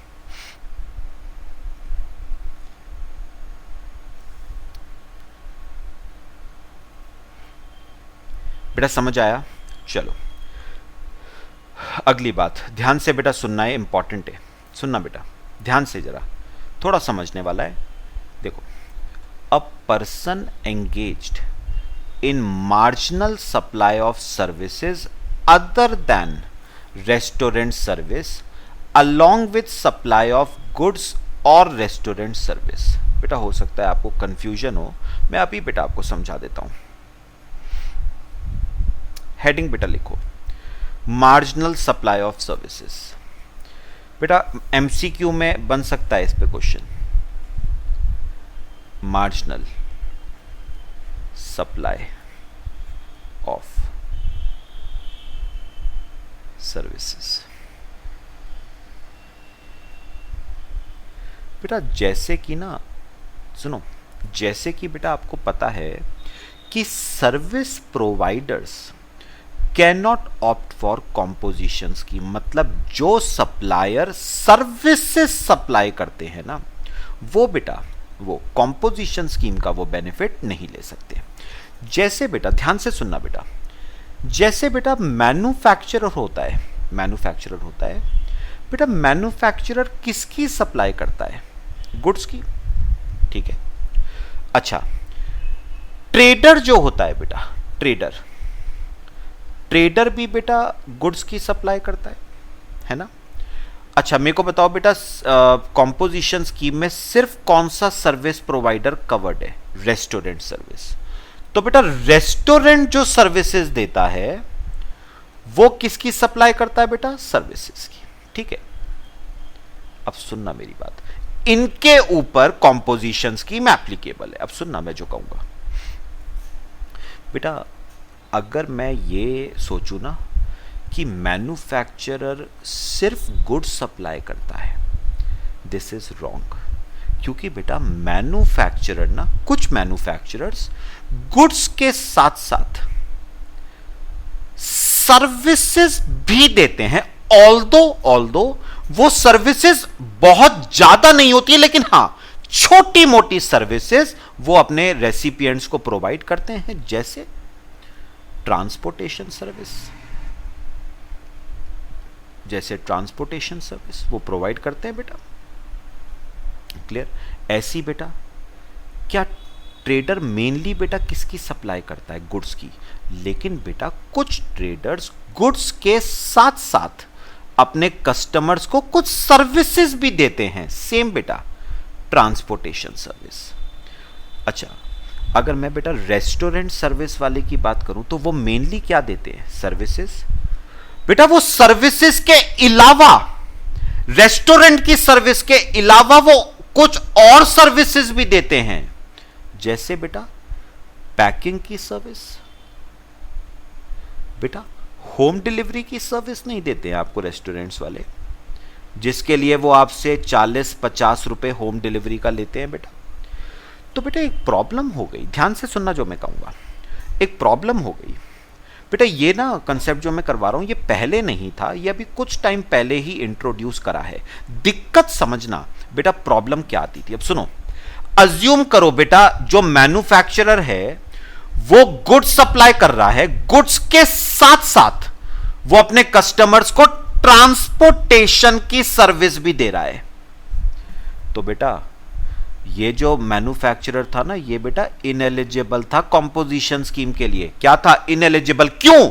क्योंकि बेटा कॉम्पोजिशन स्कीम का बेनिफिट सिर्फ सप्लायर ऑफ गुड्स को मिलता है, जबकि ये मैन्युफैक्चरर गुड्स के साथ साथ ट्रांसपोर्टेशन की सर्विस भी दे रहा है, और ट्रांसपोर्टेशन की सर्विस जो देगा वो इनएलिजिबल है बेटा, वो बेनिफिट नहीं ले सकता।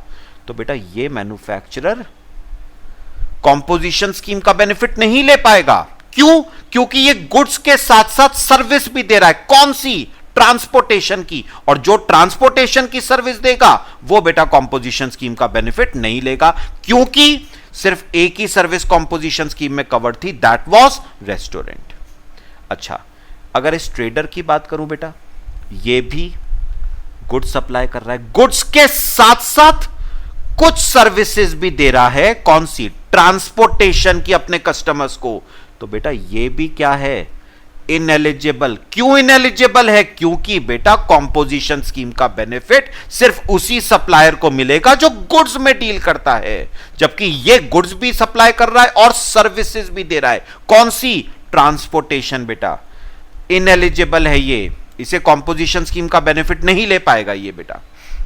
बेटा सिर्फ एक ही सर्विस कवर्ड थी कॉम्पोजिशन स्कीम में, दैट वाज रेस्टोरेंट। तो जो ट्रांसपोर्टेशन की सर्विस देगा वो इनएलिजिबल हो गया बेटा। अब सुनो, इस रेस्टोरेंट सर्विस वाले की बात करी जाए बेटा, तो ये रेस्टोरेंट की सर्विसेज दे रहा है, वो तो कवर्ड है, लेकिन ये पैकिंग की सर्विस भी दे रहा है, ये होम डिलीवरी की सर्विस भी दे रहा है। बेटा ये तो इनएलिजिबल हो गया, क्योंकि ये रेस्टोरेंट की सर्विस के अलावा ये और सर्विसेज भी दे रहा है, और सर्विसेज पे कॉम्पोजिशन स्कीम एप्लीकेबल ही नहीं थी। तो ये भी क्या हो गया बेटा? इनएलिजिबल हो गया। तो बेटा ये ना एक डिस्प्यूट होने लग गया बेटा। लोग कहने लग गए कि भाई हम बिना छोटी मोटी सर्विस दिए अपने कस्टमर को हम आज के बिजनेस में सरवाइव ही नहीं कर सकते, इतना कट थ्रोट कंपटीशन है। हमें अपने कस्टमर्स को छोटी मोटी सर्विसेज देनी पड़ती हैं। तो अगर आप ये कहोगे कि अगर आप गुड्स दोगे, गुड्स के साथ सर्विस दोगे अदर देन रेस्टोरेंट सर्विस, तो आप इनएलिजिबल हो जाओगे। तो बेटा ऐसे तो मोर देन 90% सप्लायर्स इनएलिजिबल हो जाएंगे बेटा। क्योंकि ना बेटा जो सप्लायर होते हैं वो गुड्स के साथ साथ बेटा सर्विसेज देंगे ही देंगे। रेस्टोरेंट वाले रेस्टोरेंट की सर्विस के अलावा कुछ एडिशनल ऑक्सिलरी सेकेंडरी सर्विसेज देंगे ही देंगे बेटा, बिना उसके सरवाइव ही नहीं कर सकते, वो इतना कट थ्रोट कॉम्पिटिशन है। पक्का? तो बेटा अगर गवर्नमेंट ऐसे कह दे कि आप जो गुड सप्लाई करता है वो गुड्स ही करेगा, जो रेस्टोरेंट की सर्विस देता है वो रेस्टोरेंट की सर्विस ही देगा, अगर आपने गुड्स के अलावा कोई और सर्विस दी other than restaurant service, you are ineligible. Trader को कहा आपने गुड्स के अलावा कोई और सर्विस दी other than restaurant service, ineligible. Restaurant वालों को कहा आपने रेस्टोरेंट सर्विस के अलावा कोई और सर्विस दी, इनएलिजिबल। तो ऐसे तो बेटा मोर देन 90% लोग कॉम्पोजिशन स्कीम का बेनिफिट नहीं ले पाएंगे बेटा, क्योंकि गुड्स के साथ साथ आपको मार्जिनल छोटी मोटी सर्विसेज देनी पड़ेगी बेटे। तो गवर्नमेंट ने कहा ठीक है, आप ना जो मैन्युफैक्चरर्स हैं, जो ट्रेडर्स हैं, जो रेस्टोरेंट वाले हैं, वो मार्जिनल सप्लाई सर्विसेज की कर सकते हैं along with supply of goods. मतलब मैन्युफैक्चरर्स गुड्स के साथ साथ छोटी मार्जिनल सप्लाई सर्विसेज की कर सकते हैं, ट्रेडर गुड्स के साथ साथ मार्जिनल छोटी मोटी सप्लाई सर्विसेज की कर सकते हैं, रेस्टोरेंट वाले रेस्टोरेंट सर्विसेज के अलावा मार्जिनल सप्लाई, मार्जिनल मतलब बेटा छोटी सप्लाई सर्विसेज की कर सकते हैं। अब वो मार्जिनल कितना रखा गया, that is again another question. कितनी सर्विसेज दे सकता हूं मैं, what is that marginal amount of services that I can render to my customers, वो मार्जिनल सप्लाई ऑफ सर्विसेज कितना है। तो ये पढ़ते हैं बेटा, वो रखा गया है बेटा 10% of turnover in a state or union territory in preceding financial year or ₹5 lakh whichever is higher। यानी बेटा आपका जो मार्जिनल सप्लाई ऑफ सर्विसेज रखा गया है वो पता है कितना बेटा, जितना आपका प्रीसीडिंग फाइनेंशियल ईयर का टर्नओवर था ना, ठीक है, उसका 10%। तो 10% ऑफ टर्नओवर ऑफ कौन से ईयर का, प्रीसीडिंग फाइनेंशियल ईयर का, और ₹5 लाख,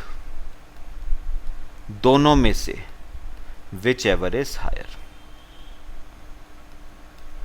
तो करंट ईयर में इतने तक की मार्जिनल सप्लाई ऑफ सर्विसेज आप कर सकते हो।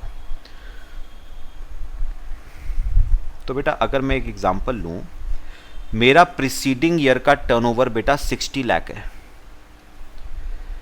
मेरा प्रीसीडिंग ईयर का टर्नओवर बेटा 60 लाख है।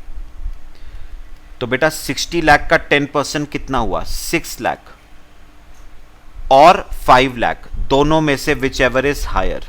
तो बेटा हायर कौन सा आ रहा है, 6 लाख हायर आ रहा है ना। इसका मतलब आई कैन सप्लाई सर्विसेज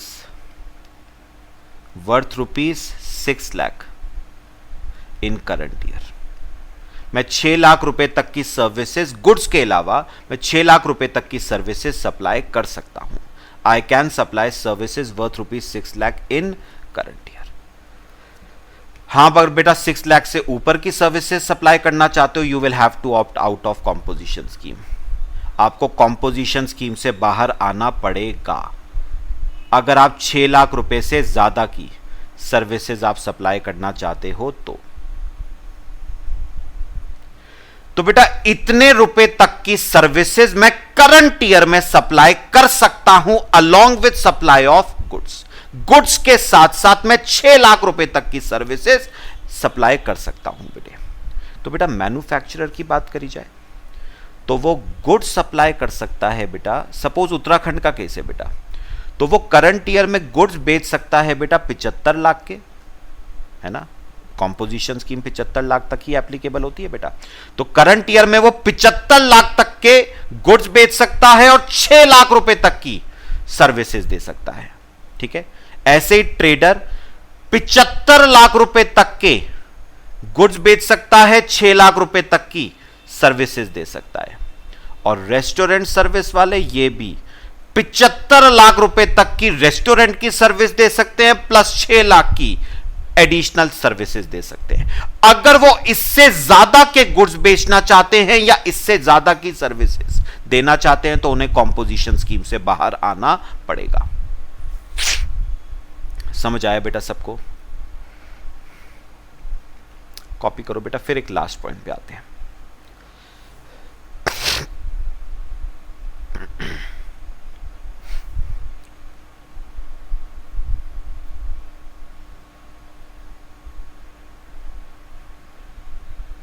करें बेटा? चलो देखो, लास्ट चीज बेटा अब हमारी क्या रहती है? ऑप्शन टू पे tax at a concessional rate. बेटा मुझे ना एक बात बताओ, कॉम्पोजिशन स्कीम में किनको बेनिफिट नहीं मिला बेटा? सर्विस प्रोवाइडर्स को बेनिफिट नहीं दिया है बेटा under composition scheme, except restaurant service providers. तो बेटा service providers other than restaurant service providers के लिए ये एक ऑप्शन उन्होंने निकाला है। ये किन के लिए है बेटा? Service provider other than restaurant service provider. देखो बेटा लिखा हुआ है मैंने, applicable to service providers other than those covered under composition scheme, मतलब other than restaurant service providers. तो बेटा इसका बेनिफिट सिर्फ वही ले सकते हैं जो कॉम्पोजिशन स्कीम में कवर्ड नहीं है। और कॉम्पोजिशन स्कीम में बेनिफिट किनको नहीं दिया गया था? Service providers other than restaurant service providers. तो वो लोग इसका बेनिफिट ले सकते हैं। बिल्कुल सेम है बेटा, बिल्कुल सेम है कॉम्पोजिशन स्कीम जैसा। क्या?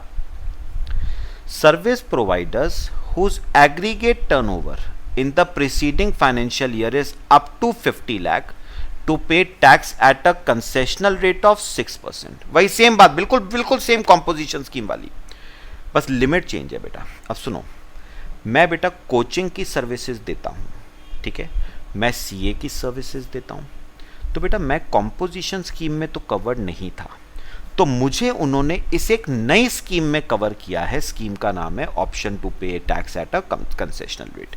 बेटा इसमें बेनिफिट क्या है? सुनो, इसमें बेनिफिट क्या है? अगर मेरे पिछले साल का एग्रीगेट टर्नओवर 50 लाख रुपए तक है, मेरे पिछले साल का एग्रीगेट टर्नओवर 50 लाख रुपीस तक है, तो मैं करंट ईयर में ऑप्ट कर सकता हूं टू पे tax at a concessional rate. वहां पर भी तो यही था, अगर पिछले साल में एग्रीगेट टर्नओवर 1.5 करोड़ या 75 लाख तक है तो मैं करंट ईयर में ऑप्ट कर सकता हूं कॉम्पोजिशन स्कीम के लिए। यहां पर भी वही है, अगर मेरा एग्रीगेट टर्नओवर पिछले साल का 50 लाख तक है तो करंट ईयर में मैं ऑप्ट कर सकता हूं टू पे tax at a concessional rate. क्या होगा वो बेटा कंसेशनल रेट? 6% का, 6% ऑफ टर्नओवर। बेटा 6% में से 3% होगा सीजीएसटी और बेटा 3% होगा एसजीएसटी। फिर क्या लिखा हुआ है? वही बात है, वही बात, on supply up to 50 lakh in the current financial year. याद रखना बेटा, याद रखना, करंट फाइनेंशियल ईयर में जैसे ही आपका टर्नओवर 50 लाख को एक्सीड करा, वैसे ही आपको इस स्कीम से बेटा बाहर आना पड़ेगा नॉर्मल स्कीम में। तो याद रखना, आपको ये कंसेशनल रेट ऑफ टैक्स का बेनिफिट सिर्फ 50 लाख के टर्नओवर तक है। वहां पर बेटा कॉम्पोजिशन स्कीम में 75 लाख 1.5 करोड़ तक था, यहां पर 50 लाख रुपए तक के टर्नओवर पे आप बेनिफिट ले सकते हो इस स्कीम का। तो जैसे ही करंट ईयर में आपका टर्नओवर 50 लाख को क्रॉस करता है, you will have to opt out of this scheme और आपको नॉर्मल स्कीम में टैक्स देना पड़ेगा।